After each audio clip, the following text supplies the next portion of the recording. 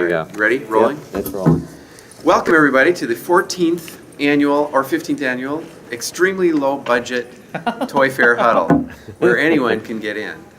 You find yourself in a mecca of knowledge. Unlike Toy Fair. A couple of ground rules. Anything is could be on YouTube. This is all Creative Commons, so don't share any secrets that could get you in trouble. Secondly, make sure that you, what was the other rule? Disclose. Yeah, disclose any connections you have to any products. The reason we do this is we all try to get smarter.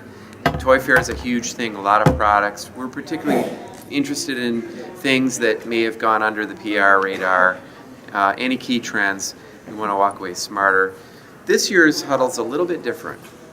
We're going to be moving. We're not wearing pants. we're gonna move in to a larger room that's part of the Digital Kids Conference, and Scott will be moderating a panel on which Chris and Robin are on, and we'll probably use this as a bit of a dress rehearsal for what we'll talk about. And so, with that, I would like to formally begin the 2014 Toy Fair Huddle. And why don't we start by just going around and introducing ourselves and maybe one thing that you saw that you thought was cool this year. Peter? Going to me Want to go first? Hey. Peter Commons, Cartoon Network, Social Responsibility. And gosh, what did I see that was cool this year? You can also you think like as a kid, you know, is it maybe? I didn't see anything that really stood out to me. What stood out to me was how many incredibly retro things there were. Like really, really, really retro things. So that's Very cool. that's my stuff. I would second with that point that kind of traditional play patterns they'll never die, but. And I had some gossip I wanted to share. We'll save it. All right. So those who are watching this will have to wait. Gossip. Okay. Yeah. Stay Gossip tuned. coming at the end. Yeah. Stay all right. tuned. Yeah. Stay tuned, Robin. So Scott knows I did have a favorite of show, and it was The Wiki Bear by Commonwealth. And I think they're missing the mark. I don't think this should be a kid's toy. I think it should be an adult therapist. So it's a Bluetooth phone connected to the entire internet and a Teddy Ruxpin-looking talking bear. And so you can have like existential conversations with your teddy bear. And it moves its mouth, which is just amazing. We talked about Hillary Clinton, we talked about the Sochi games, we talked about artificial intelligence, and it was a pretty realistic conversation. I was blown away. Awesome. Hey, Chris. Chris Byrne, content director for TimeToPlayMag.com, and Robin is having the real life TED with Wiki Bear. You know, the thing that I think I most take away from this toy fair is that toy manufacturers have finally understood that play is not necessarily chip driven. Play is something that is inherent and doesn't really change that much, and when you can support it with good technology, then you have a better shot at making things. A lot of things have fallen by the wayside in the last couple of years. Some really good innovation this year. Cool. Hi there. Selfie! This is not a You'll have selfie. Hi, I'm Scott Trailer, a 360 kid, and let's see, like Robin, I loved Wiki Bear, but also was really quite touched by, I'm trying to find the right name here, E-Dice toys. The E-Dice, it's so crazy because it's a small, nothing of a thing that no one would ever think of, and it's got electronics and it's got gyroscope kind of thing in it, and also just moments ago I saw the Spy Gear video glasses. For the price, unbelievable. Really very strong. Scott knows. I feel like they are, for $30, they're almost as good as my $1,500 Google Glass. I think they're $20. I thought there was $29.95. Do you guys get some? Get some? No, they are available. They're available now. now. They said. They are Yeah. available now. Okay, I'd So, love to see it. Spin Master, Spy Master glasses. But like Chris, I was impressed with how it wasn't forced play through technology. That things felt, toy companies, at least those who stuck with tech, have finally got a lot of things right compared to years past. So that was very encouraging, I think, on the floor. Sir? I'm Tim Penner from Ink Robin. Now this isn't going to be a very technically advanced toy. For all I know, it's not even manufactured. But I saw these two guys, a father and son, I think, out in the lobby at either end of the whole conference center, shooting over the gap. I don't know if you saw this. These rings. They had this shooter. All it was basically it was like a slingshot or a crossbow. You pull it back, release it, and this ring would fly 100, 150 meters without moving a millimeter up or down. And it was mesmerizing, and every single person who walked through the lobby stopped. They had crowds the whole time they were doing it, and it was magical to see something that magical but so simple. And like I said, these things looked homemade. For all I know, they haven't even manufactured them. They're just trying to drum up some hype. But Yeah. it's cool when you see something like that captures people's imaginations, and it was so simple. Cool. Shuli. Hi. I'm not used to talking to a camera like this. My name is Shuli Gillett. to me. Talk to you. I'm a researcher of children's interfaces. And what I really liked was the little kit, the Makey kit, Okay. which was basically a bunch of sensors. You could put, when I was there, they had it on bananas. Yeah. And people were playing the bananas as if they were like a xylophone. Eric But there Rosenbaum. were a lot of other examples, and I just thought, wow. And I can think about all these things kids could do with it, just being kind of very creative and using just their imagination. And it's very simple, it's inexpensive, it's small, you could travel with it. So I thought that was a great Cool. thing. I'm Warren Buck-Leitner, editor of Children's Technology Review. I was really depressed about coming to Toy Fair this year. Just as, I don't know about you guys, it's like, can I handle it? When I got here, I started walking the floor, I got much more excited, and it was fun to sort of, the spirit kind of came back. And one of the things that I noticed was that play is sort of maturation, the way technology sort of what Chris said. It's kind of being integrated in a good way. I've always watched lithium batteries, LEDs, accelerometers, these sort of technologies, motion sensors, kind of the way Moore's law has influenced the entire space, and been very interested in how toys that fly can fly longer and farther and more accurately. I've been watching the quadcopters. There's one that's way cheaper, and Bill do it. There's so really subtle ways you get more bang for your buck. Simon Swipe at Hasbro has a capacitive thing, so you can now touch, swipe, and it actually takes motion. And so there's new levels of sophistication. I think the biggest trend maybe for this Toy Fair was what wasn't here and who wasn't here, and sort of the shadows. I didn't see a lot of the big breakthrough kinds of toys. I don't think there's any one toy that we're all going, did you see? Besides maybe Wiki Bear. Wiki Bear. Well, I think the other thing that you saw was augmented reality trying to figure out what's going on, the same as the other technologies has before it. So first, to go back to Shuli's Make, I mean, there was Goldie Blocks, there was Little Bits, and the one that bowled me over was Moss Robotics, the modular components, which started as cublets. I mean, even I can build something. No, Like, you just wanted to play with them and touch them. They were just so tangible. And the world of sensors, to go to Warren's point, of this Moore's Law and hockey pucks, the toys are a lot like the rest of the industry in that there's nothing phenomenally new, but the building blocks of sensors and the cloud and touch and now augmented reality are making things kind of awesome. So this Qualcomm is upstairs with Viewphonics and Viewforex. I'm sorry, Viewforex. The and Korean? It's a camera SDK to make the printed page come alive. And why would Qualcomm want to do this? Because they build cell phones and they want kids to use their cell phones like everybody else. And so they're showing all these pop-up books, like the Pop-R books, with various ones where you color and then the image comes alive based on how you color it, and that's the augmented image. So I think it's just the beginning of learning about augmented reality. And what I didn't see was second screen experiences. Well, I know there were a lot of apps, sort of as an add-on, and we knew this was coming. It's really come this year. I mean, I think a lot of toys had some sort of an app that you download for free, basically, and you can also use it, but it's used to promote the toy, and so people are using apps as marketing vehicles to sort of enhance, but I think that level of enhance is something that's very debatable.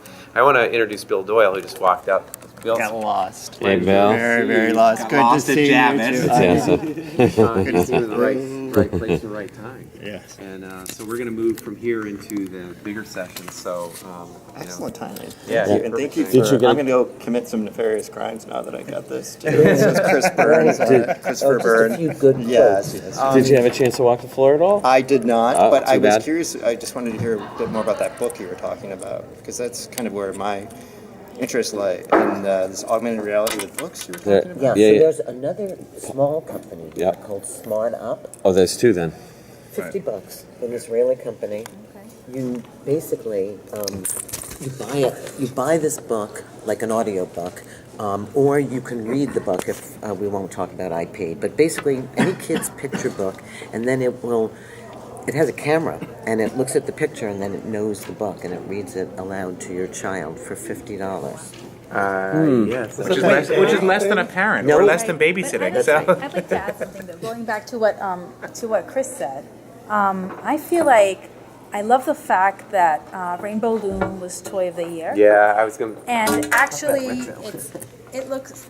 You can argue it's a non-tech toy, but I think this is something that came up in the panels in the last couple of days here at Digital Kids, was that it really is a cross-media playing experience. Because even though it's just rubber bands, a lot of the kids all over the world, and I can attest to this from Israel as well, are just sitting there with YouTube open, watching clips made by other kids to do better and more exciting and cool things, playing with the just simple physical toy, making their own clips, uploading them for other clips to watch. So you have technology as kind of like an ecosystem component, not an app just to get more marketing, but really using technology as a tool, as fun play, and the kids are loving it. And it's Toy of the Year, and it's really an inexpensive toy. So I thought that was a great experience. And a great example of just cross-media. It makes me kind of cry too. It's, You're gonna see a lot more of that. Talking to Ohio Art, and they have a new line called Trendy DIY, and they're actually pulling back from doing as elaborate instruction books. So they're going to save some cost because all the kids are putting things up on YouTube, and it creates a virtual community around these toys, which transcends that it's rubber band or it's yarn or whatever the sort of traditional medium is. It still has that component, and I prefer that actually, that organically comes from how kids play, to an app that's imposed upon a child as a promotion for a game that the child will play once or twice and then ignore. So my little bit of gossip is The dogs that don't bark. no. This was the first toy fair ever that I know of that Nintendo actually bought space and hired PR to set up press appointments, and then the last day, the day I was trying to get in there, they pulled up stakes and left and canceled all their appointments. And so what happened? I know. I know too. They got an exclusive. Hi, I'm Rachel with Spin Master, so I'm just here to learn. Dude, she's like the honorary journalist already. We were just talking about you. Your ears are burning. They must have been Yeah. all good news I would expect. Or your We're loving the glasses were glass. burning. We're loving Right? the glass. Well, we love the Yeah. glasses, but it's Yeah. it's not just the glasses tech. It's you look at their kinetic sand, and technology isn't always the chips, or it isn't always the batteries or the cords. It's the technology that goes into formulating something like that. And we saw at least 6 different brands of sand here. So it's the technology that goes into how do you formulate that. That's the background technology. Yeah, and I think another one, Crayola, actually, I give them props this year for understanding the maker experience well, first they have the virtual fashion show, which is their tech. Basically, you color in a model in a coloring book, but you can use patterns that you pull up, macaroni thing, whatever you want to do. You take its picture and it comes alive in your app, walks down the runway. But you can also Your mix model Your runs avatar. that. Your model runs Your that. down the avatar. runway, Yeah. right? Your Tim Gunn model. Right, so you put your runway show on, but you can also mix paint. They give you these recipes, and then you put your paint in this little, like, acrylic holder thing, and then it It's like- shakes it up just like the paint It's a store children's It's like- version of what you see at the paint store. It's I know. totally. So, which that's kids it. love going and does. watching. Right, Yeah, and the yeah. marker maker also now was has hot nibs last this year. year.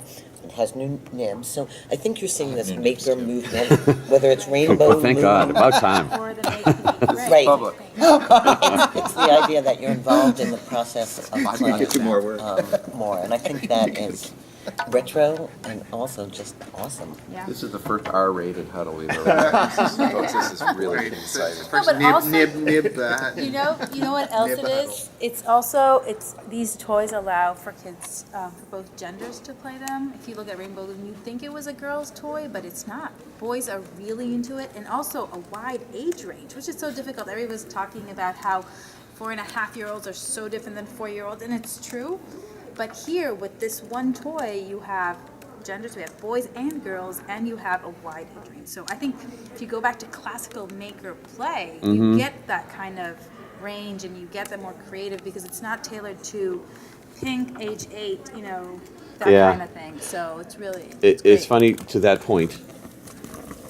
At the Crayola booth with the Crayola virtual apps, that the fashion designer was great.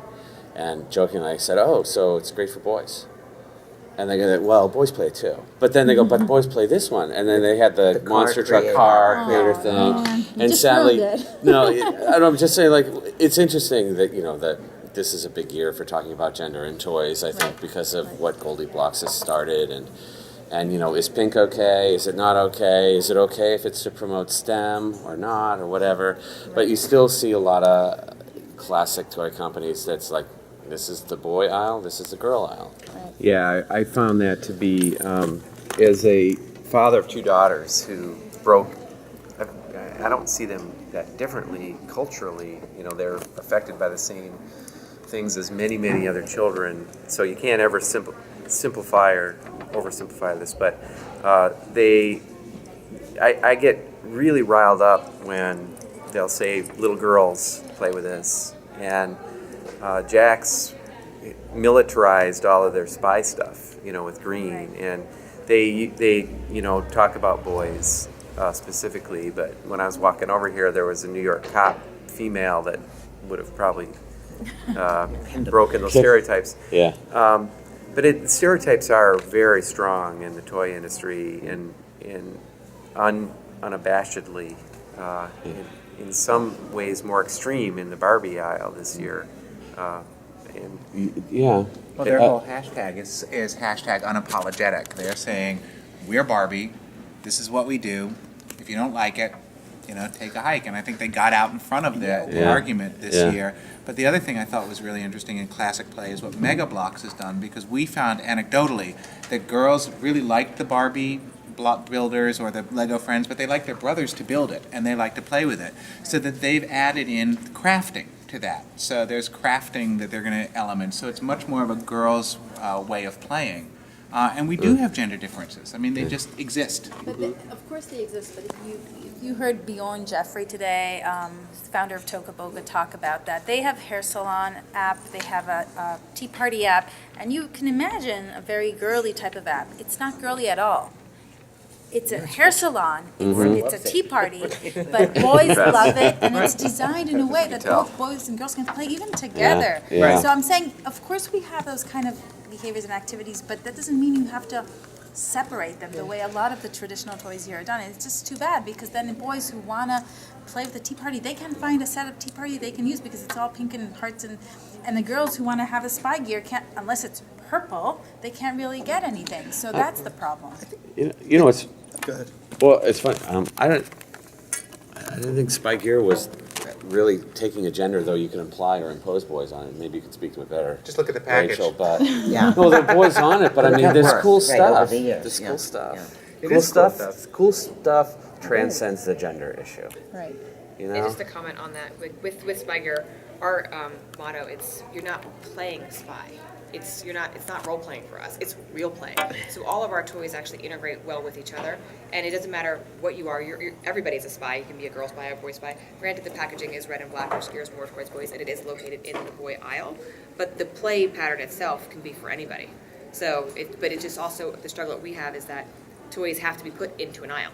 So when you're told you have to have this product in a boy aisle or a girl aisle, it's hard to make it gender. And it's easier, I guess, for apps like Tokaboka, because they don't have that yet. Hopefully, it won't get to that in the App Store, but I guess in retail it's different. Yeah. And it's going to be really interesting. Like if you looked at outdoor play up on the show floor. I mean, if you're looking, first of all, GoPro was like in $40 versions everywhere in VTech so cool, and in Oregon Scientific, and the fact that you can trick out your bicycle with like helmet cams and your skateboard. They have these two-sided cameras that can do HD for like $50, and so like you can take selfies of yourself and your skateboard path, and then make a. Did you see the skateboards that had the LED strip in it? And again, really simple technology. So the question is, where are they going to put Yeah, those? Is agreed. there an outdoor section that transcends gender? Fitbits is another, Peter, and you that want- just transcends generations. Oh, sorry. Parents and kids are going to use them, and goes into Kindoma, sporting goods. grandparents and kids. No,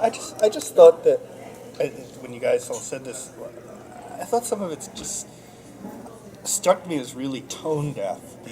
I was walking down and it was like it was horses and girl. It was for the girl who loves horses, and I'm like, I know girls love horses. We all know that, but it just seems so tone deaf to I don't know. It just really bugged me for some reason. I'm like, what? There's no boy in the world who likes horses. I don't know.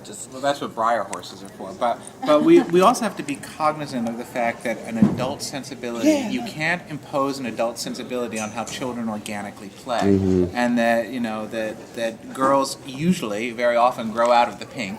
They grow out of it, they go through that stage, and then they go into the app that's more sophisticated. The app is for 2-year-olds. So I'm just saying, when my nephew, I wanted to get him a stroller, it was really hard to find a non-pink stroller for him. And he was 2 and he wanted to walk with his doll, and all the strollers were pink. And he wanted a toy stroller, and we ended up finding a light blue one on Amazon. But it's difficult to understand because the stores are online can help in that sense. But I think actually the parents are imposing the blue and pink, not the kids. The kids like to play together with their older siblings and their friends in the neighborhood, and they play with every color and whatever. And girls can love pink, that's wonderful, but not only pink.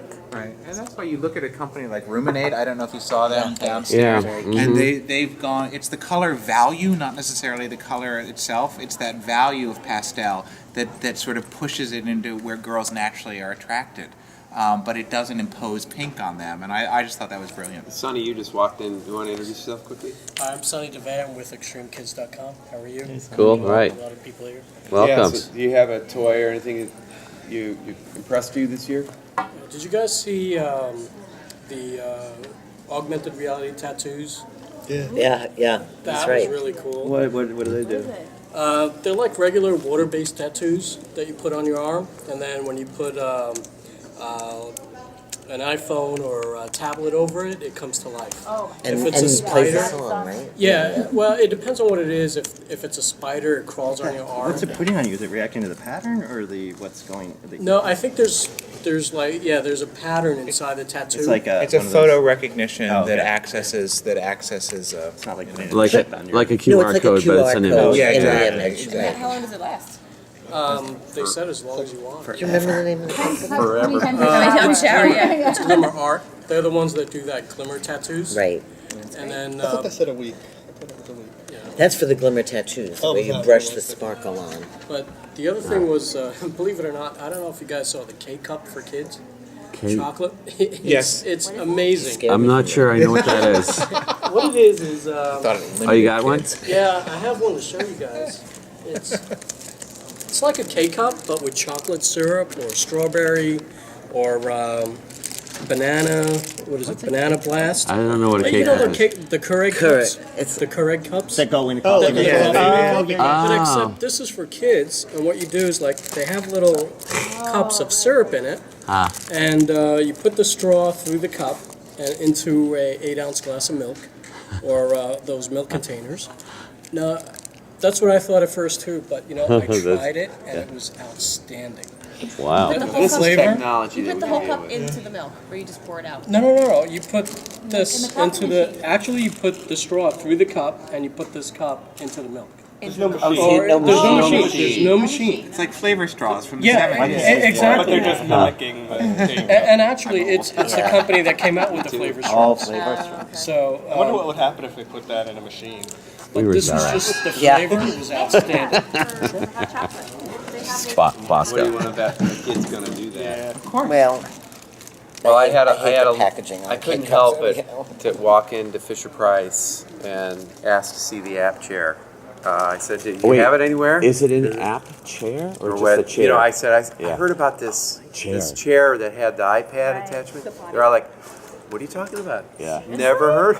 No, it was just a chair. It wasn't an The re- iPad chair. No, it was the thing you sent out. It's a There picture. was There's a attachment. picture. Oh, that That's one. magic. Oh, wait a The baby minute. chair That with the wasn't iPad there? attachment. It disappeared, and for good reason. Oh. Nobody bought it.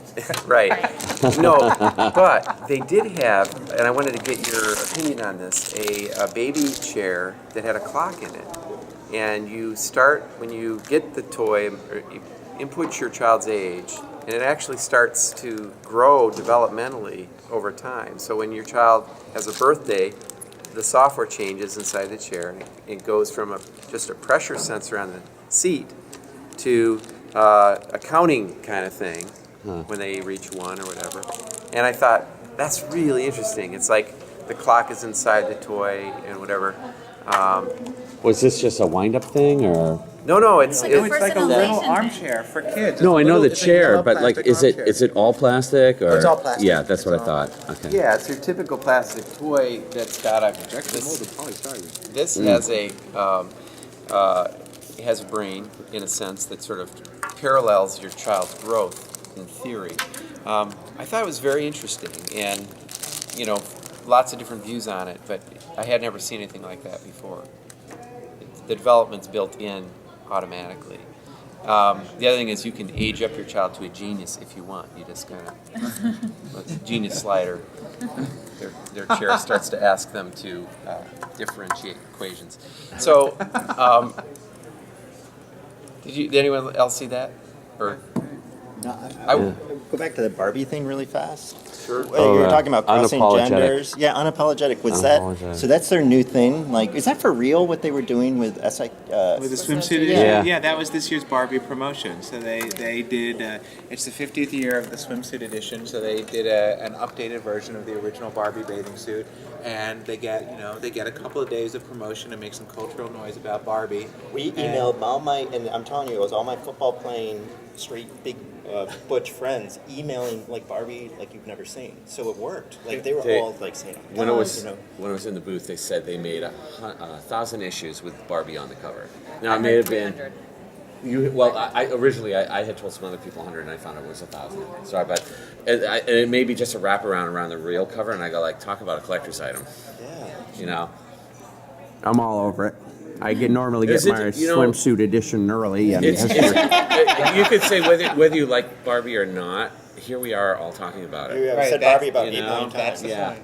And there's Yeah. two levels of Barbie. There's the cultural conversation with adults and their impressions, and then there's the 4-year-old, the 3-4-year-old, and how they engage it, and all the billions of Barbies. Everyone's been different because every child projects different things onto it and brings it to life different ways. I just think it tinge it slightly, you know what I mean? If I were to give that toy to my niece right now, under this atmosphere of that swimsuit issue and the way people are talking about it in this way, I would not feel great about that. But you wouldn't do that. Why would you do? Because you wouldn't feel great about it, so Yeah. you wouldn't. Yeah. It's You give something with sparkles. what's kind of interesting. Speaking But of all your guy friends are rushing out.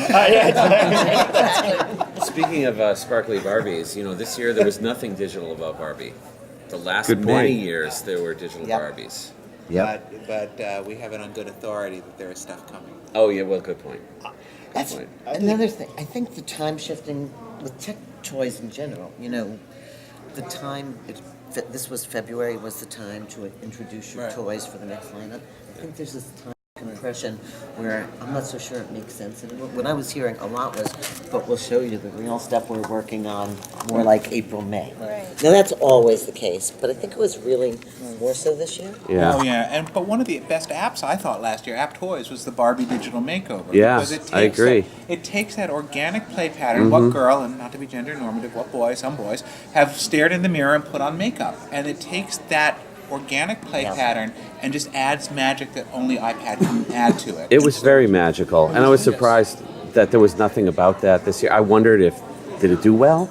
Anybody know? It did pretty well. Yeah? I mean, again, what are the projections and the numbers when you've got a $59 item versus $12.99? Yeah. I know that Well- the app as a standalone product is pretty cool. Yeah. And a lot of kids would just play with the app, and in that case, they may have backfired by making too good of an app.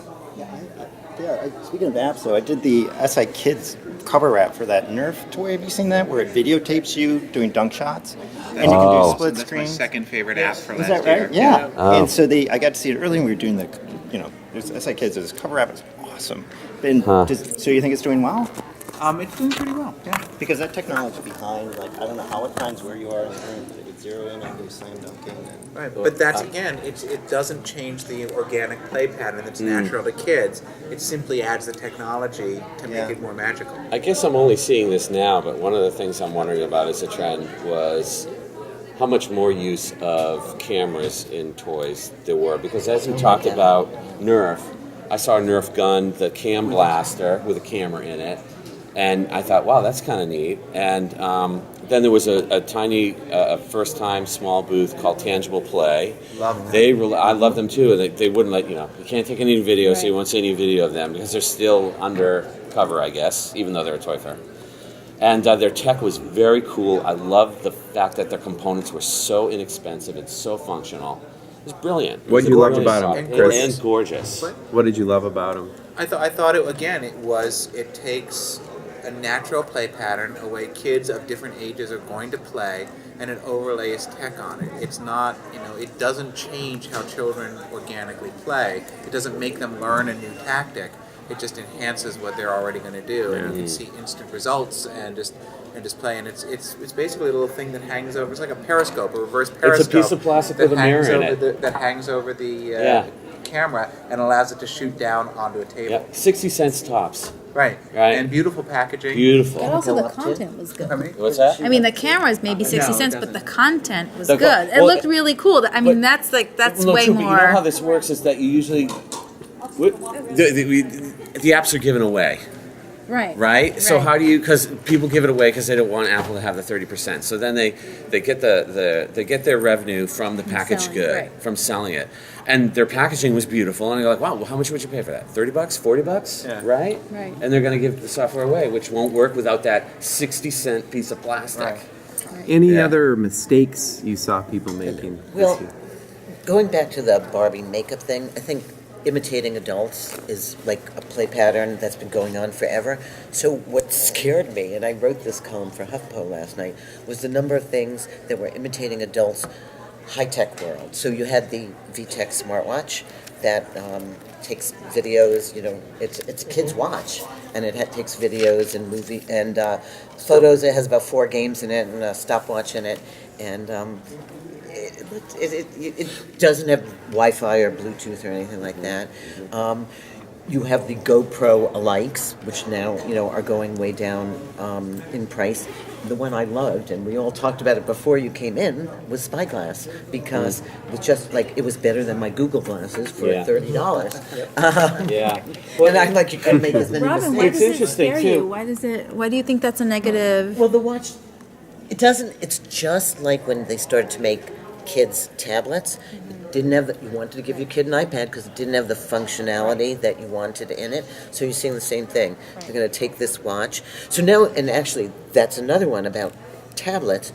The back years of passing back your iPad to the kid are kind of over. And you're seeing some great tablets for about $129 to $159, mostly Android-based. And it will be interesting, to see whether parents still go for that iPad.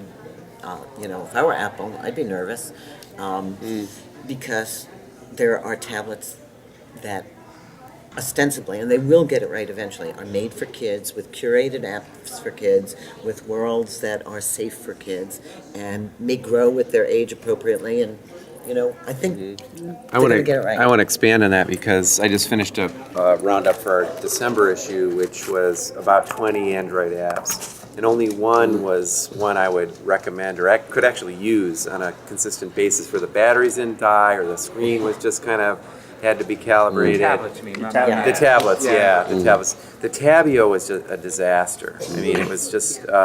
I don't know how Toys R Us could have even let that out. Dead product walking. But exactly. They had Sorry, to have it's what it tablets, is. So But- they found But one in, and just but in grabbed it, absolute so. every aspect of it, but the Samsung Kids tablet was great, and I could see that one gave me hope. It's $200. However, I didn't see a whole lot of Android tablets on the floor here.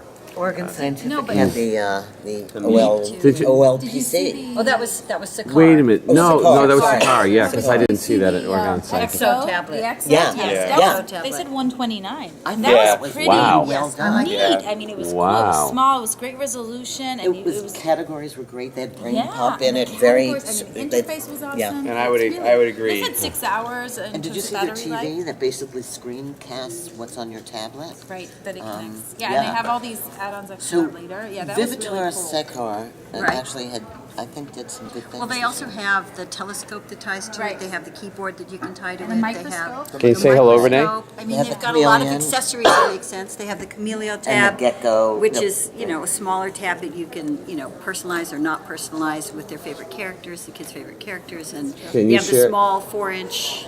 So is it safe to say Share one of with the? our audience at home who you are. Oh, by the I'm way, Renee this Rice, Okay, toy trend expert. thank you. is. So is it safe to say that Android is emerging? Look out, Apple. No. I don't know. I don't think so. I think what we're seeing in too many families is the pass down of Smackdown. is the pass down of Apple. Dad gets the Air, the kids get the other one. Where it's a flaw is when toy companies are making things that only work on iOS 7. And then the whole pass down thing opens the door to the Android opportunity to be a relevant I'm tablet. sorry, people are starting to get it. You can't even charge your new iPad, on anything that isn't related to Apple. I mean, you can't, like, any, Right, no, it's it says not it's recognized. pathetic, and I think they should be really worried. I think Discovery in the iTunes Store has not gotten much better. But I will say that the app quality Yeah. is just, you can't touch it. Apple is so far ahead in the development community, and when kids aren't stupid, they know where the good apps are. They want their app, and and it's like the Apple brand. So it really is about the software, not Well, about the hardware. one of the things I wonder about where Google could have the jump is in discoverability. Why can't they use all their keyword search stuff to help people find better apps in the Android store where Apple would be totally host? Because there's nothing to find. People have to make better apps for the Android. Well, that's- Right, well, I mean, that's it's- true. Right. You- That's true. On the other hand, nobody's losing their shirt. And app development, I mean, Well- there's a lot of great Yeah. apps, and that goes back to Warren's wonderful monetization. Well, yeah, and it's very interesting on the way Oh, out. please, Robin. Excuse me. Can we just focus on that? Yeah. Just As I was walking down here, handsome. Got the camera. as I was walking down here, I ran into Bjorn from Tokaboka, and I said, "Hey, how's it going?" And I was like, "The industry's changing, monetization is changing, things are getting more challenging, and not for me, for everyone." And I go like, "Yeah, I believe that. I believe it's harder. I mean, still, it's hard to begin with for any independent, let alone multi-million-dollar company to make a hit and return on investment with their apps. But now the ante is getting Well, the higher. other thing that David Lord said from Knowledge Adventure was that the real competitor is, and it goes back to that Just Kid study that the Markle Foundation did a long 12 time years ago, The 15 real years ago. competitor is time, minutes in the day. And he said our big competitor is Flappy Bird, or whatever the big app is. It just pulls out a chunk of a childhood child doesn't have time for other things. And you have moms who are increasingly controlling screen time, and that's any screen. That's any screen. So you have the phone or the tablet competing with the TV and the computer screen. So it's the total aggregation of screen time that's allowed, regardless of what the platform is. And that's why sometimes technology that's off screen, like let's say Leapfrog's tag or something, isn't considered screen time. Exactly. So you could play with that. When you're on the screen, you're competing with Angry Birds, you're competing with Minecraft and your app. Well, but when you're not on the screen, it's just Yeah. toy time, play time. It is funny. I think in But you could be killing pirates in the bathtub and Exactly. drowning them, right? Yeah. And that's never changed. All right, you're out of here. That's 2 for you. I remember presentations past where Scott Osterwell would say, there was a time when parents would think that too much reading was bad for you. Right. And there would be limits on, hey, cut down all of that reading, Get out there and and get play. outside and do something. But you know what, Scott, it still is. I mean, I'm sorry to say this about reading because everybody wants kids to read and everything, but even if a child is sitting home and reading Harry Potter from morning to night in their room all alone, that's also not so great. You want them to be outside, playing with friends, socializing, doing other things. So it could be reading, watching TV, a screen time. It's, the balance thing, it's nothing new about Could that. this be the year 2014 that the screen and watching the amazing video game industry with the release of the Xbox One and the PS4, the way that they have cameras now built in, and they both have they use secondary screens. This is the year of the blurring screen, that the screen can be so many different things. The other thing we saw at CES was the large tablet, the tabletop computing multi-touch experience, which I think is just, we're at the dawn of that. Like Because the original Pong machines. yeah, Right. but with multi-touch now, so the Huddleware idea, we have another play pattern emerging. For older people who can't Well, see. and I think that's what like Ozobot, which I love. Oh, I was just I gonna love mention them. They're that. like big jawbreakers and they're amazing. Has done with the gaming that they've developed, so that it's strategic gaming. They've got that interaction going on, that Right. personal interaction. We have very so little they've made it personal as well Right. as. For anybody who hasn't seen it, the Ozobot also can follow colored lines. Right. Yeah. You can Yes. draw on paper, On paper. and this robot will do things according to the colors. And that's they a recognize technology color. we first saw coming out of Taiwan back in like 1999, and it's gone Jim farther Margraf does forward. that, doesn't he? With Leapfrog, wasn't he doing that with the lines where you'd write? With It would the ink? interpret it, but it wouldn't follow it with a product or something. I think. And so the games that they've made around this are sort of like spin the bottle. Right. Yeah, course, you and there's I, a you and great I are both strategy. going to get Who's thrown out. buying? Who's buying lunch? Yeah. Who's buying lunch? Yeah. It's really cool. There's a programming theme where kids learn how to program and using different colors. It's incredible. Robot Turtles by Think Fun. No, not that's Different, also the cool, but Ludo. this one for Ozobot. Yeah, they have a little Oh, programming. Ocelot too, yeah. Well, guys, this has been one of the best huddles So- of all 14 years. Robin?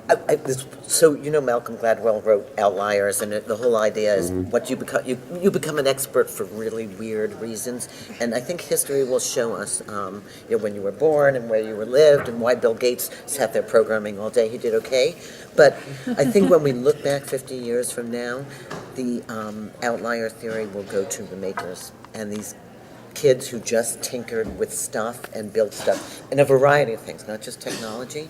And I think because the tools are right now to build things, it has never been easier, and there's never been less of a cost barrier to building cool things, no matter what you do. But kids can build adult things. Kids can build things that are typically adults because the toy industry has typically reflected the society. You can't build a skyscraper in your backyard. You have to use an erector set back in the teens. But now you can actually, nobody knows if you're 8 years old doing an amazing program.